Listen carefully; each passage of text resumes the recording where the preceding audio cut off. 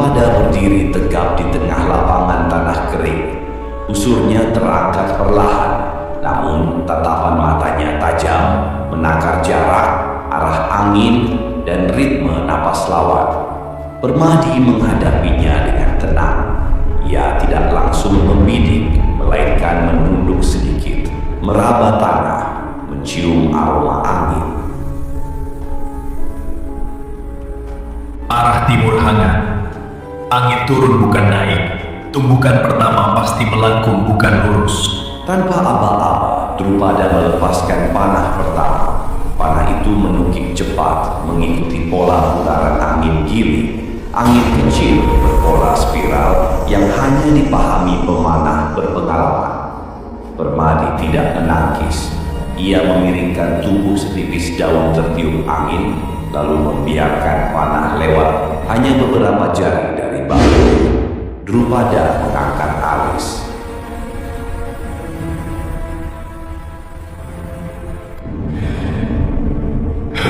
Kau membaca arah angin, Permadi. Permadi tersenyum tipis. Aku hanya membaca pola pikiran paman. Drupada menyiapkan dua panah sekaligus, melilitnya dalam teknik yang membuat lintasan silam. Ini bukan sekadar serangan, ini tipuan psikologis, memaksa lawan menebak mana yang mengancam. Dua panah meluncur silam untuk X di udara. Kali ini Permadi tidak mundur. Ia merendahkan tubuh, menancapkan satu anak panah ke tanah, mengukur getarannya. Tanah bergetar condong ke kiri.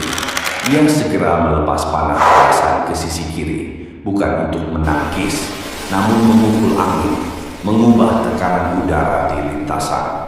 Tekanan berubah mendadak. Panah kanan Drupada kehilangan arah dan jatuh lebih cepat. Panah kiri terhempas meleset jauh. Prajurit Pancala terperangkap. Drupada merasakan ritmenya dibaca.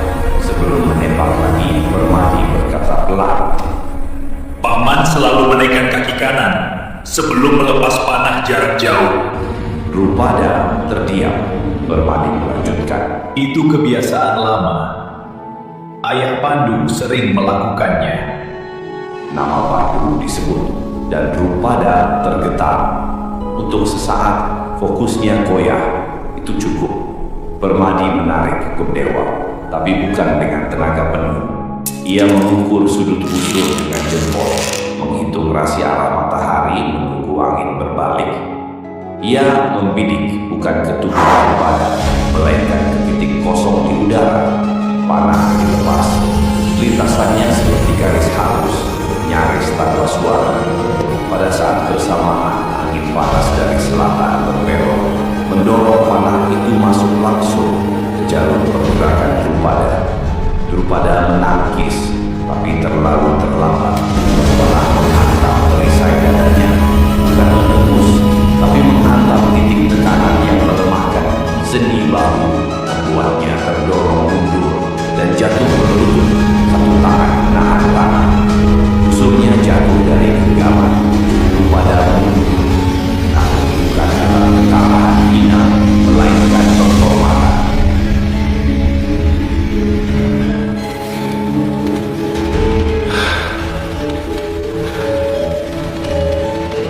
Ilmu bukan hanya lincah tapi matang. Itu bukan sekadar warisan Pandu, tapi pemahaman bumi. Maafkan aku, Paman. Tanpa Paman, aku tidak akan punya lawan untuk belajar. Debu belum benar-benar turun. Udara panas pada perbatasan bergetar oleh benturan kekuatan dua kesatria sakti yang sejak tadi saling menentang tanpa ampun. Bratasena dengan kubu Pancanaka yang telah tumbuh penuh dan berkilau hijau tembaga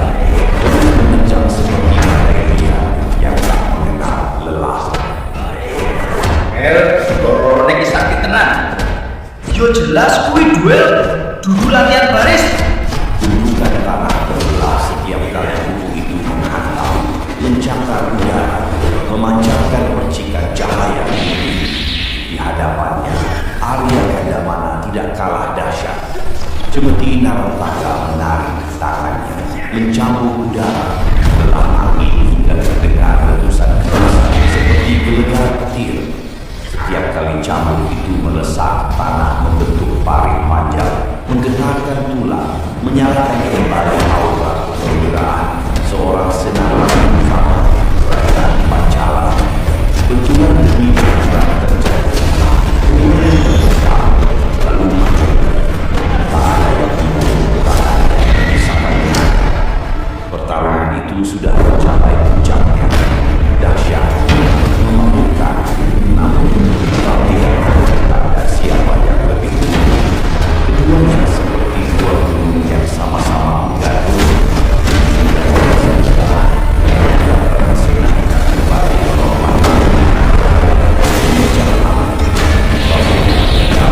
Buku Pancanata bersinar makin liar dan Gandama menghayurkan cemeti ratakan dengan lingkaran runtuh pukulan penuh. Tiba-tiba suara berat dan lantang menggema dari Prabu Drupada telah menurunkan senjatanya. Prabu Drupada telah menurunkan senjatanya. Ia berdiri tegak, napasnya stabil meskipun tubuhnya masih menyimpan bekas duel panjang dengan Raden Permadi. Di antara prajurit yang mulai diam, Drupada mengangkat tangan.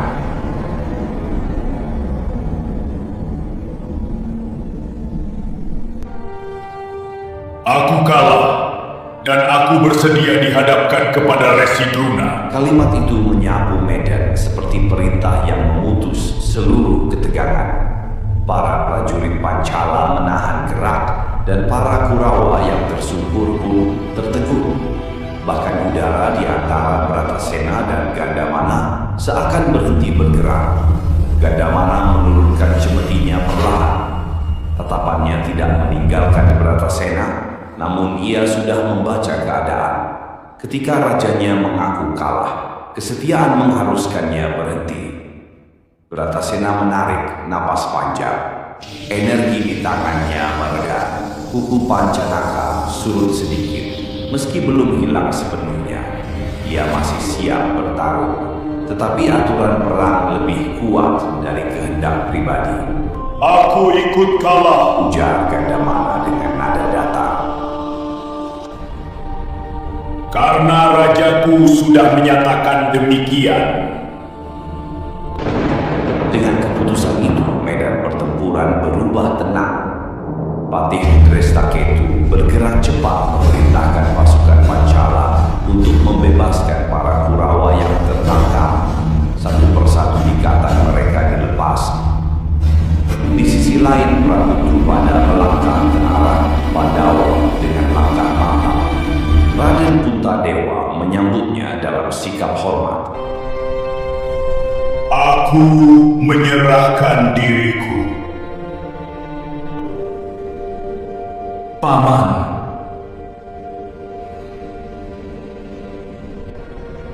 Ikatlah aku sebagai bukti bahwa kalian telah memenangkan pertempuran ini. Paman Raja tidak perlu diikat. Kekalahan telah diakui secara ksatria. Itu sudah lebih dari cukup. Namun Drupada menundukkan kepala sedikit, tetap bersikeras. Tidak, Nak. Dalam adat perang bukti harus nyata.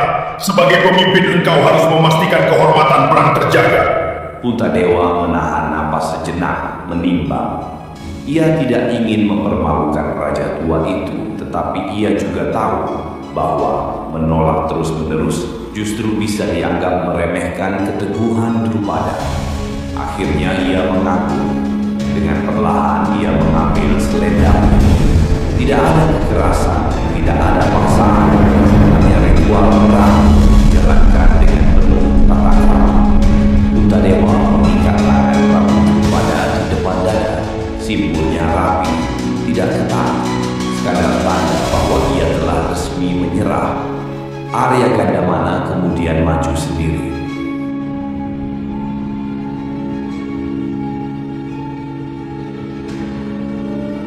Ikat juga aku, Raden. Aku prajurit. Jika rajaku menyerah, aku pun harus menunjukkan hal yang sama. Puntadewa kembali mengikat tangan Gandamana dengan selendang lainnya. Tidak ada rasa menang, tidak ada pelecehan. Yang ada hanya penghormatan seorang kesatria kepada kesatria lain. Di belakang mereka, Bratasena menatap hening. Energi Pancanaka telah surut seluruhnya. Pertarungan berhenti bukan karena salah satu kalah, tetapi karena ada perang lebih tinggi dari amarah atau gengsi.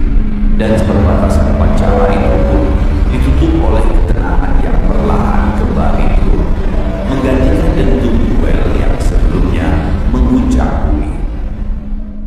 Suatu senja di padang Pancala, para Pandawa berjalan pelan membawa dua tawanan penting, Prabu Drupada, Raja Pancala, dan Arya Gandamana, panglimanya yang gagah. Keduanya terikat, namun tetap berdiri tegak, menyimpan wibawa seorang ksatria.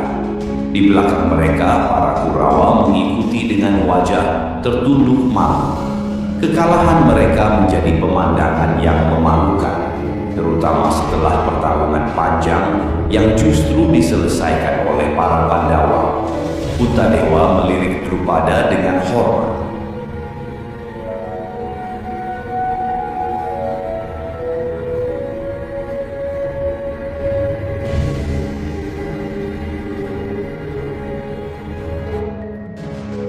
Paduka, maafkan kami. Kami hanya menjalankan perintah guru. Drupada menjawab pelan, datar, namun tegar. Sebagai pihak yang kalah, aku hanya bisa menerima.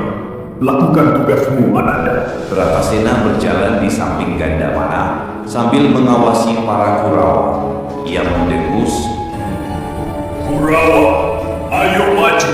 Kau melakukan koyo tikus kebanjiran kabeh. Duryodhana menahan geramnya. Bima, ojo sok gagah. Tanpa Arjuna, kowe ora iso nahan Gandamana. Gandamana justru tertawa pelan. Sudahlah Duryodhana, kau sendiri tadi hampir menangis. Duryodhana menunduk semakin dalam.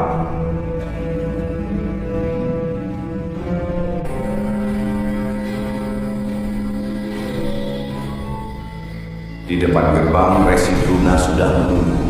Ia berdiri tegak, jubahnya berkibar tertiup angin. Wajahnya memancarkan kepuasan yang selama ini ia pendam bertahun-tahun. Pada hari itu, dendam masa mudanya seolah akan terbalas. Druna membuka kedua tangannya menyambut rombongan. Ia menatap dua tawanan itu, terutama Drupada. Pandawa, kalian telah menunaikan perintah gurumu dengan sempurna. Prabu Drupada Arya Gandamana, akhirnya kita bertemu lagi dalam keadaan seperti ini. Permadi menundur hormat. Kami hanya menjalankan kewajiban. Namun Druna memotong. Yang penting kalian telah membuktikan bahwa murid-muridku mampu menjatuhkan orang yang pernah meremehkanku. Bambang Kumbayana, nama yang dulu ku kenal. Dulu kau datang sebagai sahabat. Hari ini kau datang sebagai penguasa balas dendam. Druna hanya tersenyum dingin. Rombongan memasuki istana. Rakyat Pancala berdiri di pinggir jalan. Beberapa menangis, beberapa menutup wajah agar tidak terlihat oleh pasukan Druna. Nakula berbisik kepada Sadewa. Aku merasa tidak enak tentang ini. Guru Druna sepertinya bukan hanya ingin membalas dendam, ada yang lebih besar dari itu.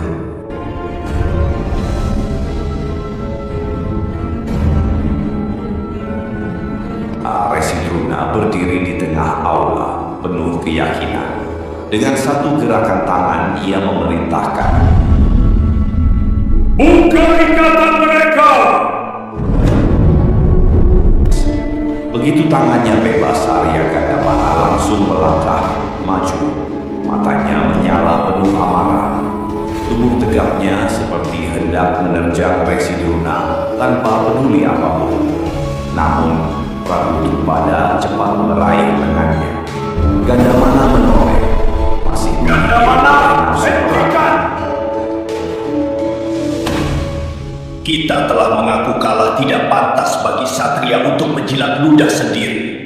Drupada menggeleng pelan. Suaranya tenang namun tegas, penuh wibawa seorang raja yang kalah dengan harga diri. Gandamana terdiam. Ia menggertakkan gigi, namun menahan diri. Sementara itu, Presiden Druna tersenyum tipis. Situasi yang berbeda. Druna melangkah. Ia berhenti tepat di depan tahta Pancala, sehingga sangat tepat Prabu Drupada telah memerintah selama bertahun-tahun. Drupada berdiri di tengah ruangan, diapit para Pandawa. Aku dulu kira kau hanya ingin pengakuan kubayana. Ternyata yang kau incar adalah kekuasaan. Druna menatapnya tanpa ragu. Bukan kekuasaan Drupada, tetapi hak yang pernah kau ingkari. Hari ini aku mengambil kembali apa yang dulu kau janjikan. Drupada mengepalkan tangan, namun ia tetap menjaga wibawanya sebagai raja. Dengan langkah perlahan namun mantap, Druna naik ke panggung tahta, lalu duduk perlahan di singgasana Raja Pancala. Ruangan terdiam. Bratasena menahan napas. Permadi menunduk. Kurawa mengangkat dagu, merasa ada yang berpihak pada mereka. Druna menatap Drupada dari singgasana baru itu. Mulai hari ini yang duduk di sini adalah Druna, bukan lagi engkau, Drupada.